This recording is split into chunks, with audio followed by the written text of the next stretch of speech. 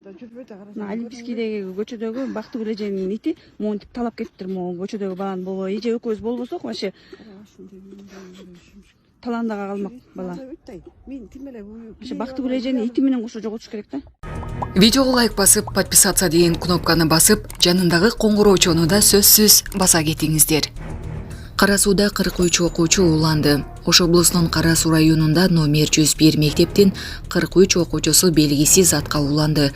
Бул тууралуу репортер KG'ге саламаттык сактоо министрлигинен билдиришти. Маалыматка караганда окуя 29 мартта болгон. Ош облустук балдар ооруканасына 43 бала кайрылып, алардын ичинен 18 бала ооруканага жаткырылган. Калганы амбулатордук дарылануудан өтүүдө. Бүгүн 30 мартта ооруканада 5 окуучу калтырылып, калганы канааттандырарлык абалда амбулатордук дарыланууга чыгарылган. Ооруканадагы окуучулардын абалы туруктуу.